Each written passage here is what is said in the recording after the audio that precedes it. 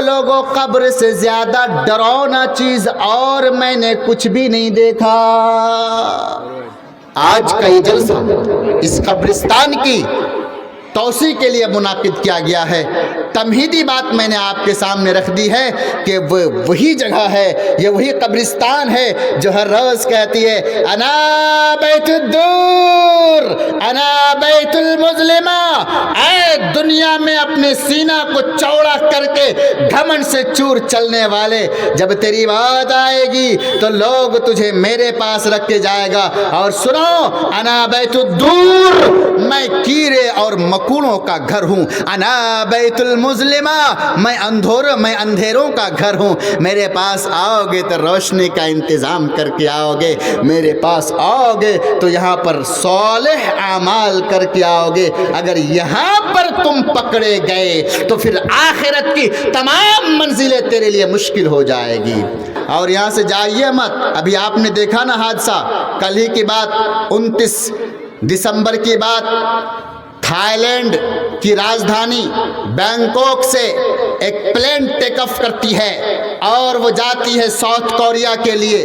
اس میں passenger 181 passenger, اور وہ ایروپلین وہ لینڈنگ کرنے والا تھا کہ ان کا بریک گیئر پھنس جاتا ہے پنچھیوں کے وجہ سے، اور پھر وہ جو چکا ہوتا ہے آگے کا اسے بولتے ہیں بریک گیئر پلین کا۔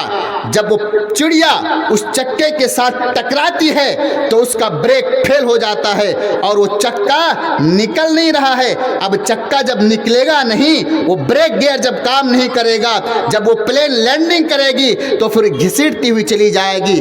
کیا معلوم اس جہاز پہ 181 افراد، اللہ اکبر، کل کی بات نہیں کر رہا ہوں، 181 افراد، اللہ اکبر، وہ جہاز جب لینڈنگ کرتی ہے تو وہ باؤنڈری سے ٹکراتی ہے اور ٹکرا کر کے اس جہاز میں آگ لگتی ہے، اور 181 افراد میں سے 179 افراد اسی آگ میں جل کر کے راکھ ہو جاتی ہے۔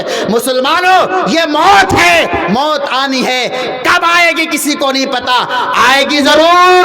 اس لیے گھمنڈ کا سامنا مت کیجئے، اللہ سے ڈریے اور پھر دین کی بات سنیے، نماز پڑھیے، قبرستان کی تیاری کیجئے، کب آپ کی موت آ جائے کسی کو نہیں پتا۔